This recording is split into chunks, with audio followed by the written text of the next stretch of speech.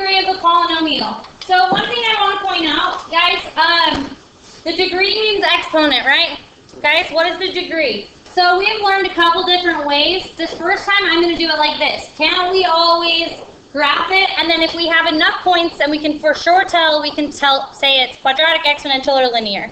So let's go ahead and do a rough sketch of these points. That's the first method. There's actually a method you can know for sure, but we'll get to that.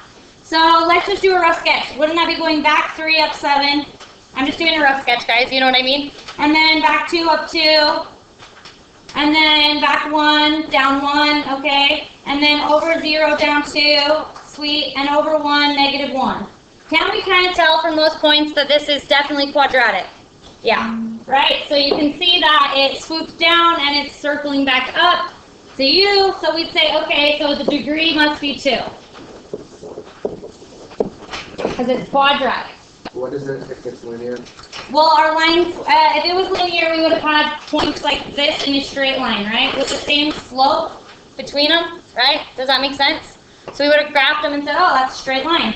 And then exponential looks like this. Well, it could look many ways, but starts high, gets low. Right? Exponential. Okay, awesome. What degree is it like? Degree is 1, right? Linear is degree 1. X is a line. X, mx plus b, so that's degree 1. Good question. Okay, so number 2, this is how I always do it. Instead of graphing it like we just did in problem number 1, let's do it this way, because then you know for 100% certainty that it's quadratic, linear, exponential, or it could be cubic, just depends. So it says, what is the polynomial in standard form with the given value? So this time we're not asked what's the degree, we're asked what is the actual polynomial. But to find the polynomial, we need to know the degree. So that's the first step we're going to take, is finding the degree. So can you remember back, it's been a while, to find the degree of a polynomial, can't you take differences of y values? Yeah. Right? Consecutive y values. Now consecutive means one right after another. So you could not use this method that we're about to do if these weren't x, y points in like order. So do you see how negative 2, negative 1, 0, 1, 2 are x points that go in order, nothing skipped? Like there's no x point skipped. Do you get what I'm saying? Okay, so let's go ahead and see what degree is. What the degree is by taking differences of our y values. Sorry. So we have negative 2. Now remember when we take differences, is everybody remembering doing this a while back? Yeah. So we always have to take the value that comes before the value above it. So we've got to take negative 2 minus negative 1. You've got to do that correctly. Let's all type it in so that we have practice. It's negative 2 minus negative 1. Wrong. Type it in. Negative 2, if you can't do it in your head, minus negative 1. What do you get? Negative 1. Good. So now we'll take differences of these y values. Negative 1 minus negative 2. 2 minus negative 1. 3. 7 minus 2. Were they the same when we took differences the first time? No. So we know it's not linear. If they were the same, right? I would say linear. So we'll take differences again. 1 minus negative 1. 1 minus negative 1. If you need to type it in your calculator, do. 3 minus 1. 5 minus 3. 2. Were they the same when we took differences twice? Yeah, so we know it's degree 2, which means it's quadratic, right? So the degree is 2, which is quadratic. Okay, now what we're going to do is, because it says what is the polynomial in standard form, everybody hit stat, into edit, in list 1. In list 1, we're going to type in our x values, list 2, y. So remember that? Okay, go, type those in. You should all be doing it, not sitting there. So in list 1, you're typing in your x values, list 2, your y values. Because it's way different when you do it yourself on your calculator rather than just sitting around listening. Then once you've got that, you hit stat, over to calculate. Down to, because it was quadratic, we're going to click on quadratic regression line. So it says that a quadratic has the form ax squared plus bx plus c, which makes sense. That is the form of a quadratic in standard form. It gave us our a values 1, so we'll have 1x squared. My b value is 2, so plus 2x. And then our c value is negative 1, so plus negative 1. So our final answer, the polynomial in standard form of v is xy points was x squared plus 2x minus 1. This would have been our final answer. Questions? Concerns? Okay. Does anyone have any questions on the calculator? Okay. Next problem. Go. Write it down. So it says find the solutions. What is it asking us to do? Is it solve? Good. So aren't we missing the x? Yeah, right? There's no x value. So these are the easiest ones to solve. Isolate x squared, then take the square root. So we will add 4 first. We have x squared is equal to 64, right? Then what would we do? Square root both sides of the equation. Now I have a question for you. How many solutions do quadratics have? 2 solutions. We know that because the highest degree is 2. So we know this is x equal to, when you take the square root of 64, it's really plus and minus 8, right? So x is equal to 8, and also x is equal to negative 8. If you forget that, you get it wrong. Questions? Okay. Next one. So it says, what is the positive solution of x squared plus 2x minus 1? How many solutions are we going to have?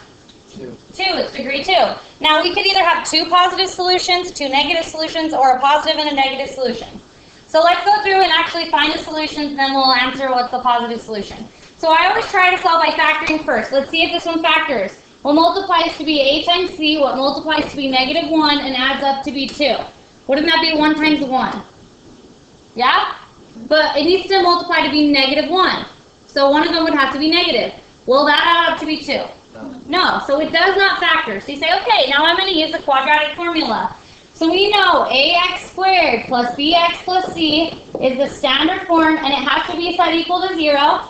That's our first rule. And then this is the standard form of a quadratic. The quadratic formula is x equals negative b plus or minus square root of b squared minus 4ac all over 2a, right? So isn't my a value 1? B is, and c is negative 1. So we'll go ahead and do the quadratic formula. X equals the opposite of b. So the opposite of positive 2 would be negative 2 plus or minus the square root. We always use parentheses or you'll get it wrong. B squared minus 4 times a times c. And that's all over 2 times a, which is 1. So then we would say, okay, we know that x is equal to negative 2 plus or minus the square root. Remember, we only type this piece into our calculator, and we get, type it in. 8. That is true. So we have the square root of 8, and then that's all over 2. Okay. So now here's the thing. If it said, round your answer to the nearest 10th, then we know that a decimal answer would be acceptable, right? So I'm going to say that for a minute. Let's find the decimal answer. So right here, you can just type in your calculator. As long as you type it in, right? Let's all do it. Negative 2 plus the square root of 8. Now you have to hit enter first. You have to hit enter first. Then divide it by 2. And you get 0.414. Did everybody get that? Yes. There's one of our answers, and then we have negative 2 minus the square root of 8. Hit enter. Then divide it by 2. And you get negative 2.414.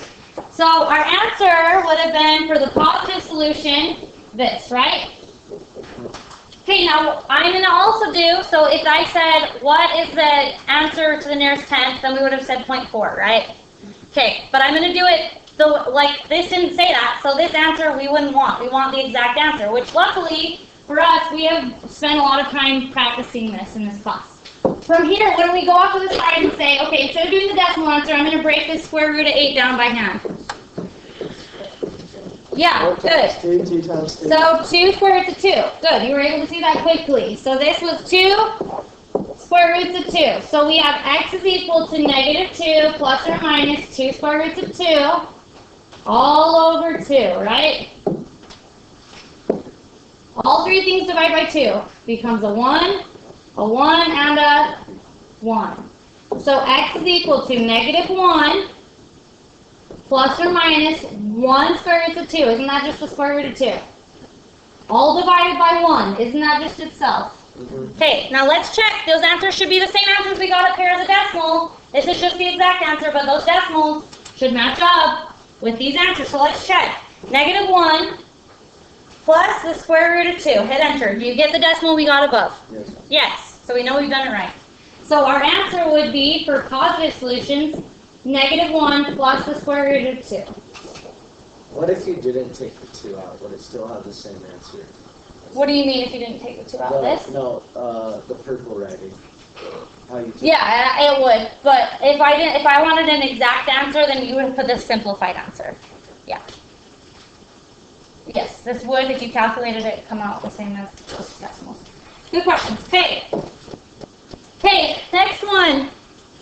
Number 5. Write it down so we can get to it, and then I can let you work.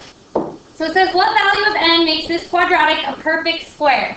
So guys, isn't a square have the same length and the same width?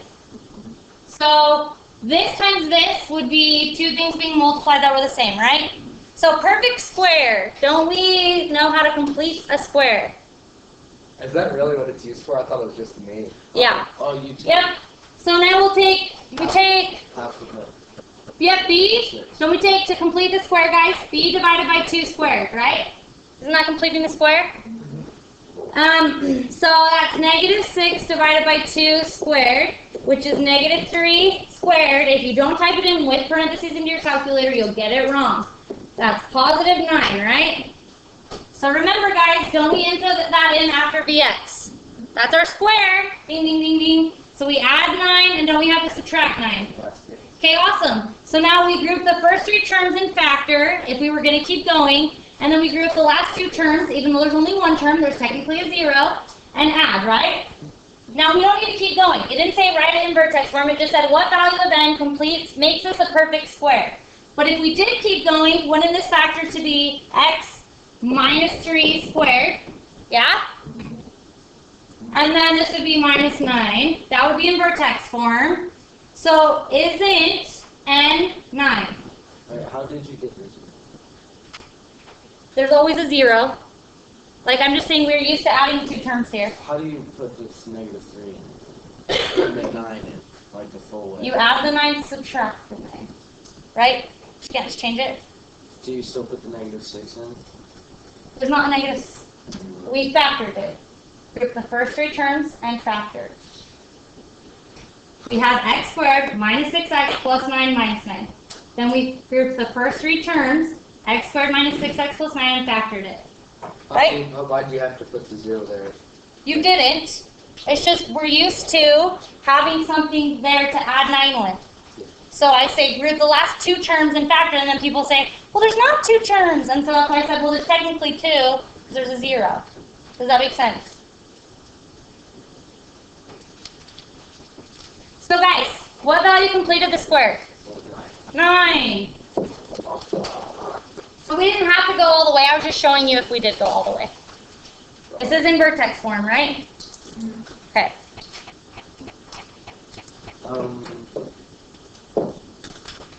Can you, like, did you quick factor in there?